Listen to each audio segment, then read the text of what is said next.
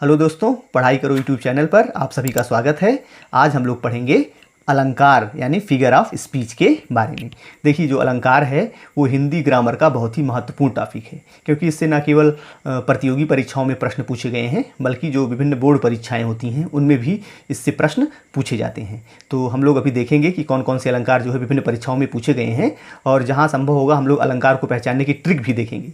तो चलिए हम लोग शुरू करते हैं और देखते हैं कि अलंकार का मतलब क्या होता है। तो देखिए, अलंकार जो शब्द है, उस अलंकार शब्द का जो अर्थ होता है वो होता है आभूषण या फिर गहना। देखिए, जिस प्रकार से हम लोग अगर आभूषण पहन लेते हैं तो हमारे शरीर की सुंदरता बढ़ जाती है, या कह सकते हैं शरीर की शोभा बढ़ जाती है। उसी प्रकार से काव्य की शोभा बढ़ाने वाले तत्व को हम लोग क्या कहेंगे? अलंकार। यानी इसकी परिभाषा क्या हो जाएगी? काव्य की शोभा बढ़ाने वाले तत्व को अलंकार कहते हैं। जो काव्य की शोभा बढ़ाएगा उसे हम लोग कहेंगे अलंकार। अब इसके बाद हम लोग देख लेते हैं अलंकार के भेद। तो देखिए, अलंकार के मुख्य रूप से दो ही भेद होते हैं। पहला हो जाएगा शब्दालंकार और दूसरा हो जाएगा अर्थालंकार। इसके अलावा एक उभयालंकार भी होता है, लेकिन वो हमारे लिए उतना इंपॉर्टेंट नहीं है। अब देखिए, शब्दालंकार का मतलब क्या हो गया? देखिए, इसमें शब्द के द्वारा काव्य की शोभा बढ़ेगी, इसलिए इसको शब्दालंकार कहते हैं। और अर्थालंकार में जो है अर्थ के द्वारा काव्य की शोभा बढ़ती है, इसलिए इसको हम लोग अर्थालंकार कहते हैं। अब हम लोग शब्दालंकार और अर्थालंकार के जो प्रमुख भेद हैं उनको देखेंगे। तो पहला हम देख लेते हैं शब्दालंकार। तो शब्दालंकार के कई भेद हैं, लेकिन प्रमुख भेद जो परीक्षाओं में पूछी जाती हैं वो तीन ही हैं। उसमें से पहला है हमारा अनुप्रास अलंकार, दूसरा है एमक अलंकार और तीसरा है श्लेष अलंकार। तो तीनों को हम लोग बारी बारी से देखेंगे और साथ ही साथ इनके उदाहरण भी हम लोग देखेंगे। तो पहला देख लीजिए अनुप्रास अलंकार। तो अनुप्रास अलंकार में क्या होता है? इसमें होता है वर्णों की आवृत्ति। देखिए, वर्ण का मतलब आप जानते ही होंगे। वर्ण का मतलब होता है या तो स्वर या फिर व्यंजन। तो यहाँ पे वर्ण का मतलब प्राय हो गया व्यंजन। वर्ण का मतलब यहाँ पे व्यंजन से है, लेकिन वर्ण में स्वर और व्यंजन दोनों आते हैं। तो देखिए, अनुप्रास अलंकार में क्या होगा? देखिए, अनुप्रास अलंकार में होता है वर्णों की आवृत्ति। यानी यदि किसी पंक्ति में कोई वर्ण एक से अधिक बार आए तो वहाँ पर अनुप्रास अलंकार होता है। यानी जहाँ पे अगर कोई पंक्ति है, मान लीजिए उसमें कोई वर्ण है, उसमें अगर वो एक से अधिक बार आ रहा है तो वहाँ पे अनुप्रास अलंकार होगा। जैसे उदाहरण देख लीजिए, यहाँ पे एक उदाहरण दिया गया है। तरन, तनुजा, तट, तमाल, तरुवर, बहु, छाई। इस एग्जाम्पल में आप देखिए तो जो ता वर्ण है वो कई बार है। देखिए, यहाँ पे भी ता है, यहाँ भी ता है, यहाँ भी ता है। तो ता वर्ण की यहाँ पे आवृत्ति हो रही है। आवृत्ति का मतलब हो गया यहाँ पे दोहराव। तो यहाँ पे ता वर्ण कई बार है, यहाँ पे ता वर्ण की आवृत्ति हो रही है, ता वर्ण का दोहराव हो रहा है। तो यहाँ पे ता वर्ण की आवृत्ति हो रही है, तो यहाँ पे क्या हो जाएगा? अनुप्रास अलंकार हो जाएगा। तो कहीं पे भी अगर किसी वर्ण की आवृत्ति एक से अधिक बार होगी, यानी वो एक से अधिक बार आएगा, तो वहाँ पर जो अलंकार होगा उसे हम लोग कहेंगे अनुप्रास अलंकार।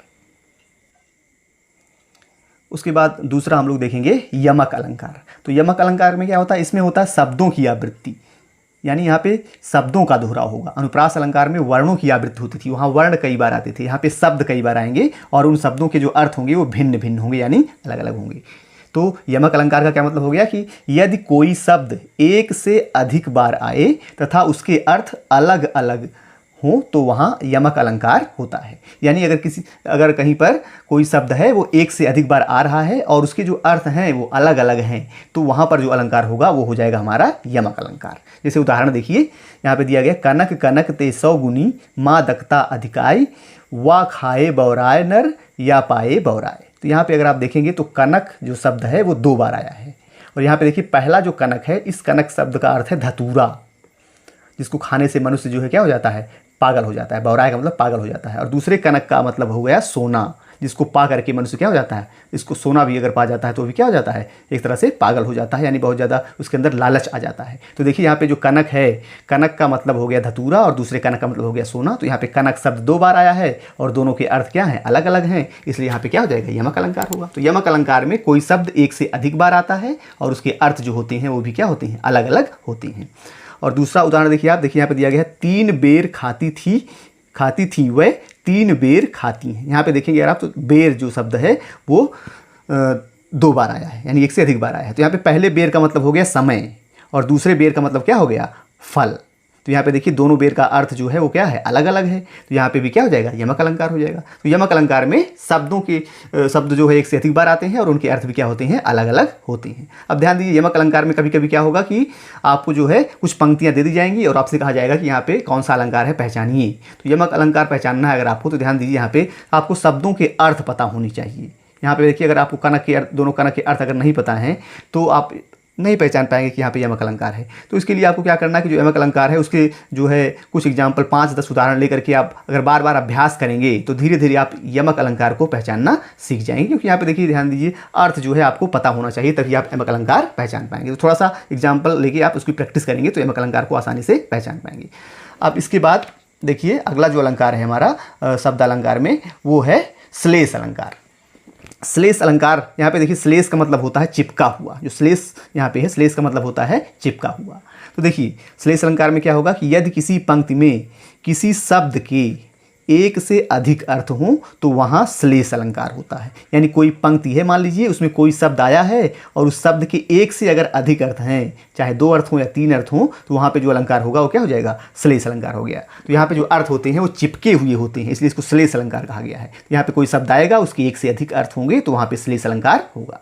जैसे देखिए यहाँ पे दिया गया है, रहीमन पानी राखिए बिन पानी सब शून, पानी गए न उबरे मोती मानुष चून। तो यहाँ पे देखिए एक शब्द यहाँ पे आया है पानी।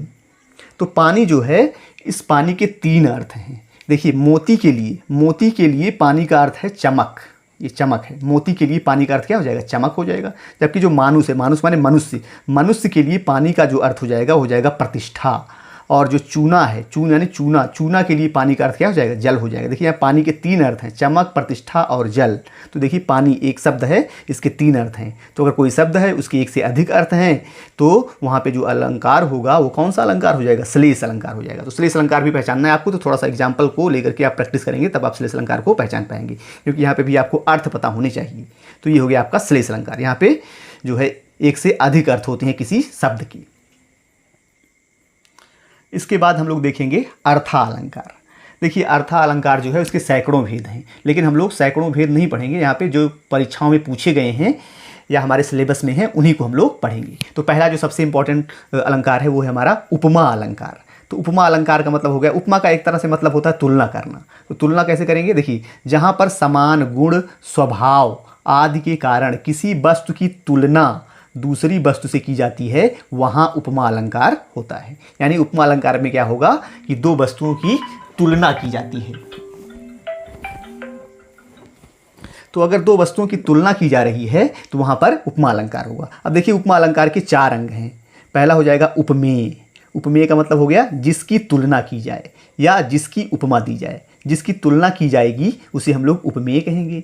और दूसरा है उपमान, तो जिससे उपमा दी जाए या जिससे तुलना की जाए। जब तुलना की जाएगी तो एक की तुलना की जाएगी, तो जिसकी तुलना की जाएगी उसे उपमेय कहेंगे, और जिससे तुलना की जाएगी उसको हम लोग उपमान कहेंगे। और तीसरा है वाचक, तो जिस शब्द से उपमा दी जाए, यानी जिस शब्द से उपमा दी जाएगी उसे हम लोग वाचक कहेंगे। ये क्या है अभी हम लोग उदाहरण में समझेंगे इसको। और उसके बाद देखिए चौथा है समान धर्म, यानी जिस गुण के कारण उपमा दी जाए उसे हम लोग क्या कहेंगे, समान धर्म। तो उपमा का मतलब हो गया 2 वस्तुओं की तुलना की जाएगी, समान गुण के कारण, समान स्वभाव के कारण, तो वहाँ पे उपमा अलंकार होगा। तो यहाँ पे तुलना होती है। इसके 4 अंग है, उपमेय, उपमान, वाचक और समान धर्म। जैसे अब देखिए पहला उदाहरण आप देख लीजिए, जैसे दिया गया यहाँ पे, मुख चंद्रमा सा सुंदर है। तो यहाँ पे देखिए, यहाँ पे मुख की तुलना किससे की गई है, मुख की तुलना की गई है चंद्रमा से, कि जो मुख है वो चंद्रमा के समान है। तो किसकी तुलना की जा रही है, मुख की तुलना की जा रही है। तो मुख क्या हो जाएगा, उपमेय हो जाएगा। और मुख की तुलना चंद्रमा से की गई है, तो चंद्रमा जिससे तुलना की जाती है उसको उपमान कहते हैं, तो चंद्रमा क्या हो जाएगा, उपमान हो जाएगा। और यहाँ पे देखिए जिस शब्द से उपमा दी जाएगी उसको हम लोग वाचक कहते हैं। तो यहाँ पे जो तुलना की गई है वो सा से की गई है। देखिए चंद्रमा सा, तो यहाँ पे सा से जो है तुलना की जा रही है, सा से उपमा दी जा रही है, तो सा क्या हो जाएगा, वाचक हो जाएगा। और तुलना किस धर्म के या किस गुण के आधार पर की जा रही है, सुंदरता के आधार पर, कि जिस प्रकार से जो है चंद्रमा बहुत सुंदर दिखाई देता है उसी प्रकार से मुख भी जो है वो चंद्रमा के समान क्या है, सुंदर है। तो सुंदर जो हो जाएगा वो क्या हो जाएगा, समान धर्म हो जाएगा या गुण हो जाएगा। इसी सुंदरता के कारण ही मुख और चंद्रमा की तुलना की गई है। तो मुख चंद्रमा सा सुंदर है, अगर इसमें पूछा जाए इसमें कौन सा अलंकार है, तो यहाँ पे मुख और चंद्रमा की तुलना की गई है, तो यहाँ पे क्या हो जाएगा, उपमा अलंकार हो जाएगा। इसके बाद एक और उदाहरण हम लोग देख लेते हैं। ये उदाहरण दिया गया है यहाँ पे देखिए, पीपर पात सरिस मन डोला। पीपर माने पीपल, पात माने पत्ता, तो पीपल का पत्ता है और दूसरा है मन। तो यहाँ पे देखिए जिस प्रकार से आप देखते हैं कि पीपल के जो पत्ते होते हैं वो कम हवा चलती है तब भी, बिना हवा मतलब बहुत कम हवा हो तब भी वो पीपल के पत्ते क्या होते हैं, हिलते रहते हैं। तो यहाँ पे जो मन है, हमारा मन भी उसी प्रकार से चंचल है जिस प्रकार से पीपल के पत्तों में चंचलता पाई जाती है। तो यहाँ पे देखिए मन की तुलना की गई है कि मन हमारा बहुत ही चंचल है, जैसे पीपल के पत्ते होते हैं बहुत ही चंचल होते हैं, बहुत ही कम हवा वायु हो तब भी वो हिलते रहते हैं, उसी प्रकार से हमारा मन भी बहुत आसानी से बहक जाता है। तो मन की तुलना किससे की गई है, पीपल के पत्ते से की गई है। तो मन की तुलना की जा रही है, तो मन क्या हो जाएगा, जाएगा, उपमेय हो जाएगा। पीपल के पत्ते से की गई है तो पीपर पात क्या हो जाएगा, उपमान हो जाएगा। और यहाँ वाचक शब्द क्या है, सरिस। सरिस माने समान, तो सरिस क्या हो जाएगा, इस शब्द से तुलना की जा रही है तो ये हो जाएगा वाचक शब्द। और जो डोला, डोला माने चंचलता, वही तो डोला क्या हो जाएगा, चंचलता के कारण तुलना की जा रही है, दोनों चंचल हैं तो समान धर्म क्या हो जाएगा, डोला क्या हो जाएगा, दोनों में समान धर्म क्या है, डोलने वाला यानी हिलने वाला है, चंचलता का धर्म है। तो यहाँ पे देखिए पीपर पास सरिस मन डोला, इसमें भी क्या हो जाएगा, हमारा उपमा अलंकार हो जाएगा। अब इसकी ट्रिक देखिए, तो इसमें प्रायः जो है योजक चिन्ह आता है और योजक चिन्ह के साथ साथ देखिए यहाँ पे योजक चिन्ह माने ये जो चिन्ह आपका देख रहे हैं इसको हम लोग हाइफन कहते हैं इंग्लिश ग्रामर में। ये जो योजक चिन्ह है तो योजक चिन्ह आता है और उसके साथ साथ देखिए ये शब्द भी आते हैं, सा, सी, से, समान, सरिस, सदृश, ज्यों। अगर ये शब्द आ रहे हैं साथ ही साथ योजक चिन्ह भी आ रहा है तो वहाँ पे क्या होगा, उपमा अलंकार होगा। ये इसकी ट्रिक है। जैसे देखिए यहाँ पे सा आया है, यहाँ पे सरिस आया है, तो सा, सी, से, समान, सरिस, सदृश ये अगर शब्द आ रहे हैं पंक्तियों में तो प्रायः वहाँ पे जो अलंकार होगा वो हो जाएगा उपमा अलंकार। तो उम्मीद करते हैं उपमा अलंकार आपको अच्छे से समझ में आ गया होगा। इसके बाद अगला अलंकार जो है वो है रूपक अलंकार। देखिए रूपक अलंकार में क्या होगा, यहाँ पर जो उपमेय है उसको उपमान का रूप मान लिया जाता है। तो अगर उपमेय को उपमान का रूप मान लिया जाए तो वहाँ रूपक अलंकार होगा। देखिए उपमा में क्या होता था, तुलना की जाती थी, लेकिन यहाँ पे वस्तुओं की, उपमेय का मतलब हो गया, उपमेय और उपमान आप जान ही रहे हैं, उपमान का मतलब जो है जिससे तुलना की जाए और उपमेय मतलब जिसकी तुलना की जाए, तो दो वस्तुएं हैं। तो अगर उपमेय और जो उपमान है उनको जो है उसको एक दूसरे का रूप मान लिया जाए, यानी यहाँ पे तुलना नहीं होगी, उसको मान ही लिया जाएगा, उसका रूप मान लिया जाएगा, तो इसलिए यहाँ पे रूप मान लिया जाता है, इसलिए इसको रूपक अलंकार कहते हैं। यानी जहाँ उपमेय को उपमान का रूप मान लिया जाए वहाँ रूपक अलंकार होता है। अभी उदाहरण से इसको हम लोग स्पष्ट करेंगे। देखिए जैसे यहाँ पे दिया गया है, चरण कमल बंदो हरिराई। तो यहाँ पे देखिए चरण और कमल की तुलना नहीं की जा रही, यहाँ पे ये मान लिया गया है कि जो चरण है वही क्या है, वो कमल, वही कमल है, यानी चरण को कमल मान लिया गया है कि चरण जो है वो कमल के समान है, लेकिन यहाँ पे तुलना नहीं की गई है, यानी चरण जो है और कमल है यहाँ तुलना नहीं की गई, चरण को कमल का रूप ही मान लिया गया है। इसी प्रकार से देखिए दूसरा उदाहरण, मैं तो चंद्र खिलौना ले हूँ। यहाँ पे देखिए चंद्रमा और यहाँ पे खिलौना, तो चंद्रमा को खिलौना मान लिया गया है। चंद्रमा और खिलौना की तुलना नहीं की गई है, बल्कि चंद्रमा को क्या मान लिया गया है, चंद्रमा को खिलौना मान लिया गया है। तो चंद्रमा को यहाँ पे खिलौना माना गया है, यहाँ पे चरण को कमल माना गया है। तो यहाँ पे देखिए उपमेय को उपमान का रूप मान लिया जा रहा है, यहाँ पे तुलना नहीं की जा रही है, इसलिए यहाँ पे क्या हो जाएगा, रूपक अलंकार होगा। ध्यान दीजिए उपमा और रूपक में इतना सा ही अंतर है कि वहाँ पे उपमेय और उपमान की तुलना की जाती है और यहाँ पे उपमेय को उपमान का रूप मान लिया जाता है। अब इसका ट्रिक जो है, इसका ट्रिक यही कि यहाँ पे योजक चिन्ह आता है, बस केवल यहाँ पे जो सा, सी ये शब्द नहीं आएंगे, बल्कि प्रायः जो है योजक चिन्ह आया है। अगर योजक चिन्ह अगर आया है तो प्रायः वहाँ पे जो अलंकार होगा वो क्या होगा, रूपक अलंकार ही होता है। इसके बाद अगला जो है हमारा है वो है उत्प्रेक्षा अलंकार, ये भी इंपॉर्टेंट है। तो देखिए उत्प्रेक्षा अलंकार में क्या होगा, यहाँ पे देखिए जहाँ उपमेय में उपमान की संभावना दिखाई जाए वहाँ उत्प्रेक्षा अलंकार होता है। यानी उपमेय और उपमान, यहाँ पे उपमेय में उपमान की क्या दिखाई जाती है, संभावना दिखाई जाती है कि ऐसा हो सकता है, तो वहाँ पे क्या हो जाएगा, उत्प्रेक्षा अलंकार होगा। जैसे देखिए यहाँ पे दिया गया है, उस काल मारे क्रोध के तन कांपने उसका लगा, मानो हवा के जोर से सोता हुआ सागर जगा।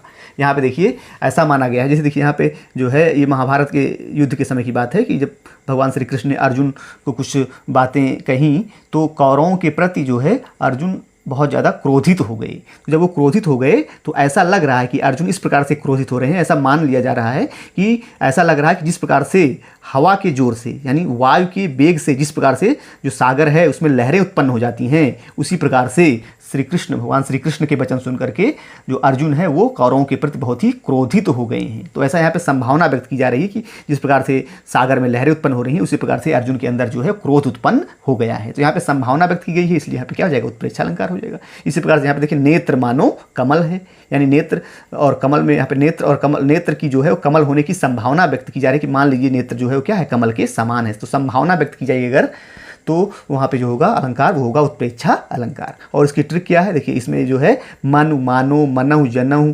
मतलब मनहु, जनु, जानो, जनहु ये शब्द अगर आ रहे हैं तो वहाँ पे क्या हो जाएगा, उत्प्रेक्षा अलंकार होगा, क्योंकि इन्हीं शब्दों के द्वारा जो है वो संभावना व्यक्त की जाती है, जहाँ मान लिया जाता है। तो जहाँ मान लिया जाएगा, संभावना व्यक्त की जाएगी, वहाँ पर उत्प्रेक्षा अलंकार हो जाएगा।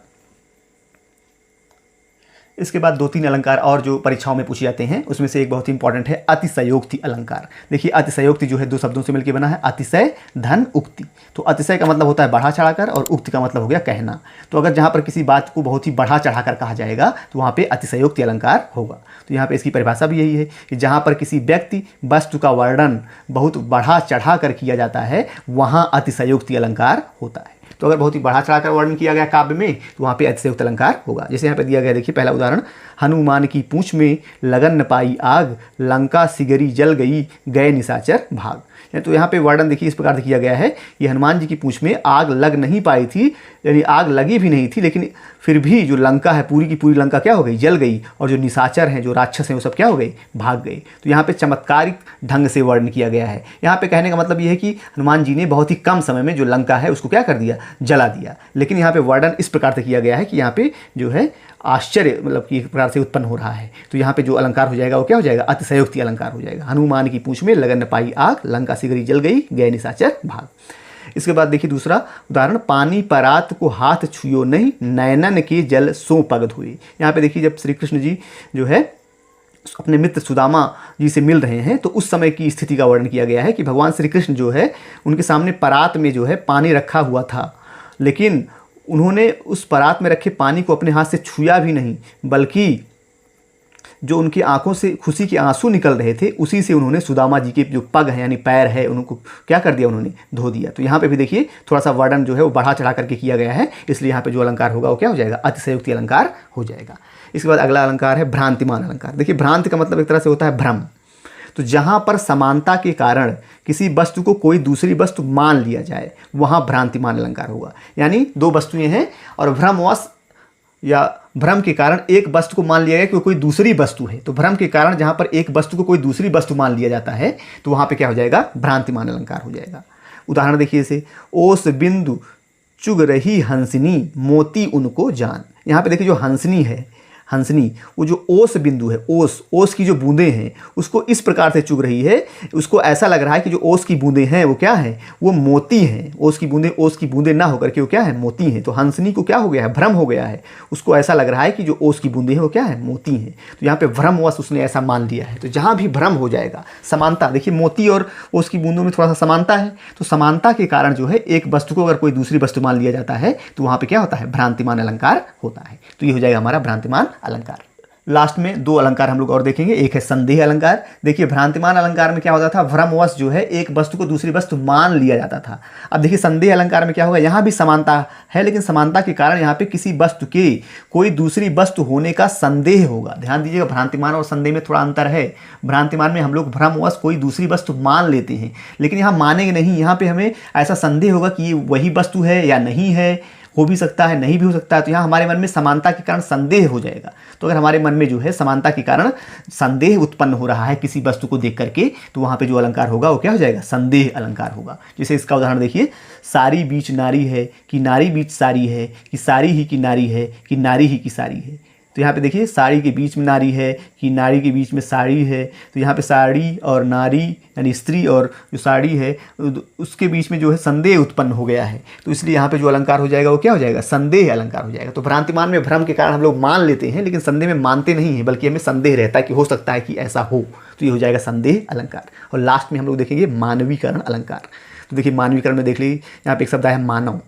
तो देखिए मानवीकरण अलंकार में क्या होता है कि जहाँ पर कोई निर्जीव वस्तु हो या फिर कोई प्राकृतिक वस्तु हो, तो अगर निर्जीव और प्राकृतिक वस्तुओं पर मानवीय क्रियाएं माने इसे हंसना रोना ये क्रियाएं मनुष्य ही कर सकता है, तो इनको कहेंगे मानवीय क्रियाएं। तो जहाँ निर्जीव या प्राकृतिक वस्तुओं पर मानवीय क्रियाएं करने का आरोप लगाया जाता है वहाँ मानवीकरण अलंकार होता है। तो आरोप लगाने का क्या मतलब हो गया कि कोई निर्जीव वस्तु है या कोई प्राकृतिक वस्तु है, उसका वर्णन इस प्रकार से किया जाएगा जैसे कि वो कोई सजीव वस्तु हो, क्योंकि सजीव वस्तु यानी जैसे कि वो कोई मानवीय वस्तु हो, यानी कोई मानवीय क्रिया कर रही हो, जैसे हंसना रोना ये मानवीय क्रियाएं हैं। तो निर्जीव और प्राकृतिक वस्तुओं पर इसमें जो है मानवीय क्रियाएं करने का आरोप लगाया जाता है। तो मानवीय क्रियाएं करने का आरोप लगाया गया है, इसलिए इसको कहा गया है मानवीकरण अलंकार। इसको हम लोग उदाहरण से भी बहुत अच्छे से समझ लेंगे। जैसे दिया गया है, फूल हंसे कलियां मुस्काई। अब देखिए हंसना मुस्कुराना ये मनुष्य का गुण है, लेकिन यहाँ पे क्या कहा गया, जो फूल है वो हंस रहे हैं। देखिए फूल एक प्राकृतिक वस्तु है, कली क्या है, प्राकृतिक वस्तु है। तो फूल और कली तो हंसते नहीं हैं, लेकिन वर्णन इस प्रकार से किया गया है कि फूल जो है वो हंस रहे हैं और कलियाँ क्या है, मुस्कुरा रही हैं। तो उसमें जो है मानवीय क्रियाएं कर रहे हैं। तो मानवीय क्रियाएं अगर कर रही है वस्तुएं तो इसमें कौन सा अलंकार हो जाएगा, मानवीकरण अलंकार हो जाएगा। इसके बाद दूसरा उदाहरण देख लीजिए, तनकर भाला यह बोल उठा राणा मुझको विश्राम न दे। यहाँ पे राणा का मतलब राणा प्रताप जी से है। तो राणा जी का जो भाला है वो तनकर ये बोल उठा कि राणा प्रताप जी से कि मुझे विश्राम मत दीजिए। तो देखिए भाला क्या है, एक निर्जीव वस्तु है, तो वो बोलेगा तो है नहीं, लेकिन वर्णन यहाँ पे इस प्रकार से किया गया है जैसे कि वो मानवीय क्रिया कर रहा हो। तो इसलिए तनकर भाला यह बोल उठा राणा मुझको विश्राम न दे, तो यहाँ पे जो अलंकार होगा वो क्या हो जाएगा, मानवीकरण अलंकार हो जाएगा। तो ये अलंकार जो हमने देखे, यही अलंकार जो है विभिन्न परीक्षाओं में बार बार पूछे जाते हैं। तो इन अलंकारों को अगर आप पढ़ लेते हैं और थोड़ा सा उदाहरण के द्वारा आप इनका अभ्यास कर लेते हैं तो अलंकार से संबंधित जो भी प्रश्न आएंगे उनको आप बहुत आसानी से हल कर पाएंगे। उम्मीद करते हैं कि वीडियो आपको अच्छा लगा होगा। अगर वीडियो आपको अच्छा लगा है तो आप वीडियो को लाइक कीजिए, शेयर कीजिए और साथ ही साथ अपनी प्रतिक्रिया कमेंट सेक्शन में अवश्य बताइए। वीडियो देखने के लिए आपका बहुत बहुत आभार, धन्यवाद।